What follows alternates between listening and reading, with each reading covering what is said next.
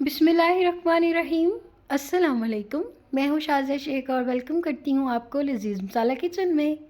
उम्मीद करती हूँ कि आप सब खैरियत से होंगे और मेरी दुआ है कि अल्लाह ताला आप सबका शाद आबाद रखे और अपने हिफ्ज़-ओ-अमान में रखे। आज हम बना रहे हैं जी अचारी चना पुलाव। बहुत ही ज़बरदस्त रेसिपी बनने जा रही है। आपने वीडियो को फुल वॉच करना है, बिना स्किप किए सारे पॉइंट्स नोट करने हैं, तो वीडियो के लास्ट तक मेरा साथ दीजिएगा। और अगर आप चैनल पर न्यू हैं तो चैनल को सब्सक्राइब कर दें, बेल आइकन पर प्रेस करना मत भूलें ताकि आपको आने वाली हर न्यू वीडियो का नोटिफिकेशन सबसे पहले मौसूल हो जाए। और अगर आपने पहले से सब्सक्राइब कर दिया है जनाब, तो आपका बेहद शुक्रिया। तो चलें जी, शुरू करते हैं अपनी इस प्यारी सी रेसिपी को बनाना। तो सबसे पहले जी हमने लिया एक प्रेशर कुकर और इसमें हम चने डालेंगे। और इन चनों को मैंने 2 घंटे के लिए भिगो के रख दिया था और ये वाइट चने हैं, तो इनको हमने अच्छे से वॉश कर लिया है। और अब जी इनको प्रेशर कुकर में डाला और इसमें हम खुला पानी डालेंगे।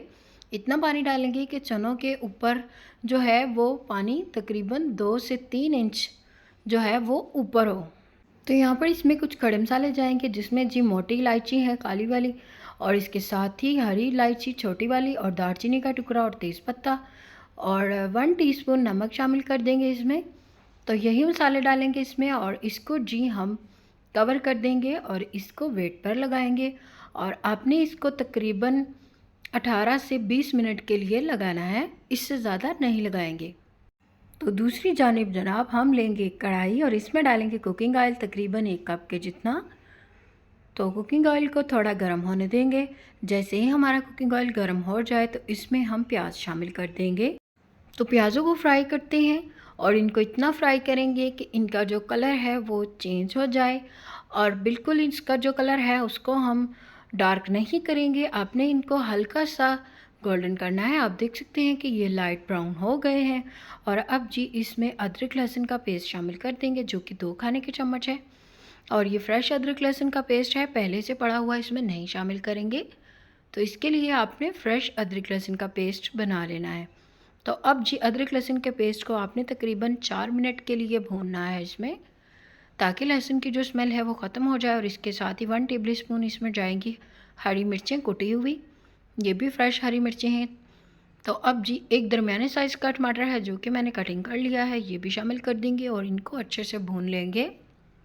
तो इस पॉइंट पर आपने इस बात का ख्याल रखना है कि आपकी जो फ्लेम है वो बहुत ज़्यादा हाई ना हो, मीडियम सी फ्लेम पर आपने इस मसाले को भूनना है ताकि मसाला जो है वो जले ना। तो यहाँ पर इसमें हम थोड़ा सा पानी शामिल करते हैं ताकि हमारा जो मसाला है नरम हो जाए। तो अब जी इसमें कुछ खड़े मसाले शामिल करेंगे, जो कि जी साबुत ज़ीरा है, कुछ काली मिर्चें हैं, तेज़पत्ता और दालचीनी का टुकड़ा। तो ये लाजमी शामिल कीजिएगा क्योंकि यही मसाले जो है रेसिपी की जान है। तो इनके साथ ही मोस्ट इम्पॉर्टेंट चीज़ जो कि अचार है, तो ये हमने इसमें तकरीबन 2 खाने के चम्मच शामिल कर दिया है। और अचार जो है वो बहुत ही ज़रूरी है, इससे बड़ा ही मज़े का फ्लेवर आएगा। क्योंकि जनाब हम बना रहे हैं अचारी चना पुलाव, तो अचारी चना पुलाव बनाएंगे तो इसमें अचार शामिल ना करें, ऐसा तो हो ही नहीं सकता। तो अब जी इसमें कुछ दूसरे मसाले जाएंगे, ये कौन कौन से हैं मैं आपको ज़रूर बताऊंगी। तो 1 टेबल स्पून नमक है, इस चीज़ का ध्यान रखिए कि हमने चनों में भी नमक शामिल किया था। और 1 टीस्पून लाल मिर्च, 1 टीस्पून पिसी हुई काली मिर्च, 1 टीस्पून चिली फ्लेक्स, और हाफ़ टी स्पून मेथी दाना, हाफ़ टी स्पून कलवंजी और हाफ़ टी स्पून राई दाना।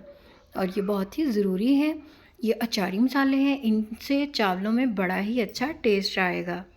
और आपने इनकी क्वांटिटी जो है वो इतनी ही लेनी है, इसको बहुत ज़्यादा नहीं करेंगे क्योंकि फिर ये ओवर टेस्ट हो जाएंगे।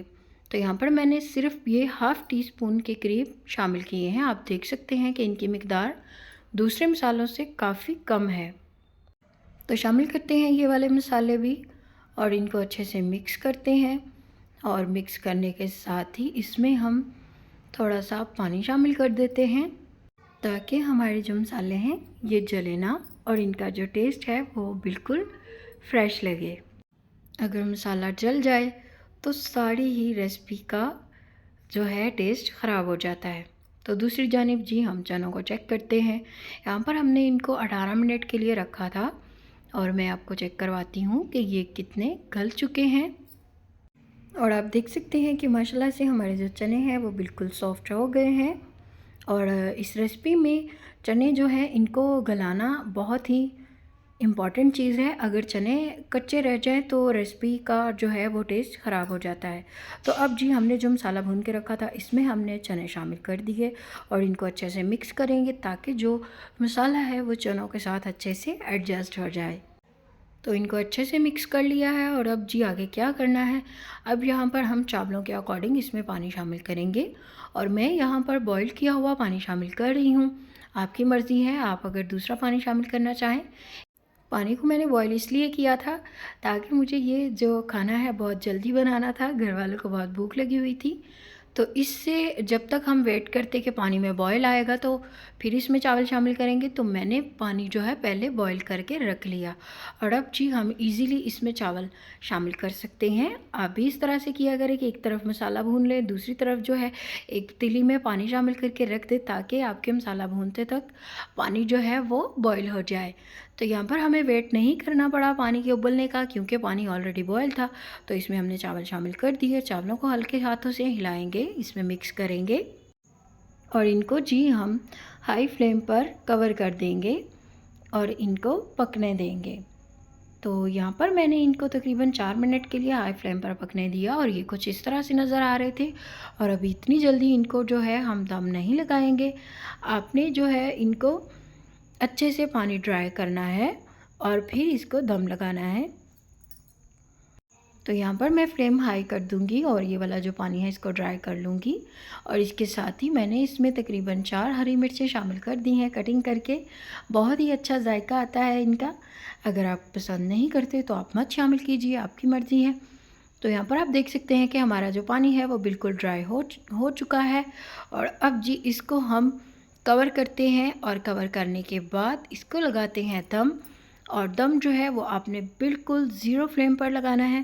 تو اس کے اوپر آپ نے اس طرح سے کوئی وزنی چیز رکھ دینی ہے، جیسے کہ میرے پاس یہ بہت ہی پیاری سی دوری ہے اور اس کو میں نے یہاں پر رکھ دیا ہے اور اس سے یہ ہوگا کہ ہمارا جو دم ہے بہت ہی زبردست لگے گا۔ تو آپ نے اس کو پورے 15 منٹ کے لیے دم لگانا ہے۔ تو یہاں پر ہم نے اس کو پورے 15 منٹ کے لیے دم لگایا ہے اور اب اس کا جو ڈھکنا ہے وہ ہم نے اتار دیا ہے اور آپ دیکھ سکتے ہیں کہ چاولوں کی لک کچھ اس طرح سے ہے۔ تو ماشاءاللہ سے آپ دیکھ سکتے ہیں کہ ہمارے جو چاول ہیں بہت ہی کھلے کھلے بنے ہیں، بالکل بھی جڑے نہیں ہیں۔ تو آپ جی ان کو ڈش آؤٹ کرتے ہیں اور آپ کو دکھاتے ہیں اس کی فائنل لک، اور آپ کس طرح سے یہ والے چاول بناتے ہیں مجھے ضرور بتائیے گا، اور میرا طریقہ آپ کو کیسا لگا یہ بھی مجھے ضرور بتائیے گا۔ کمنٹ باکس میں اپنی قیمتی رائے کا اظہار ضرور کیا کریں۔ ویڈیو اگر اچھی لگی ہے تو ویڈیو کو لائک کر دیں اور چینل کو سبسکرائب کر دیں اور ویڈیو کو شیئر کر دیا کریں اپنوں کے ساتھ، اپنے فرینڈز اینڈ فیملی کے ساتھ۔ تو ماشاءاللہ سے جی ہم نے چاولوں کو ڈش آؤٹ کر دیا ہے اور یہی ہے اس کی فائنل لک۔ امید کرتی ہوں کہ آپ کو یہ ریسپی اچھی لگی ہوگی اور یہ تھا جی میرا طریقہ۔ یقیناً آپ لوگ بھی بہت اچھی کوکنگ کرتے ہیں اور آپ کو میرا طریقہ کیسا لگا مجھے ضرور بتائیے گا۔ خوش رہیں، آباد رہیں، خوشیاں بانٹتے رہیں اپنوں کے ساتھ، اور مجھے دیجیے اجازت۔ آپ سے ملتے ہیں نیو ریسپی کے ساتھ۔ اپنا بہت خیال رکھیں، اپنوں کا بہت خیال رکھیں اور مجھے اپنی دعاؤں میں ضرور یاد رکھیے گا۔ اللہ حافظ۔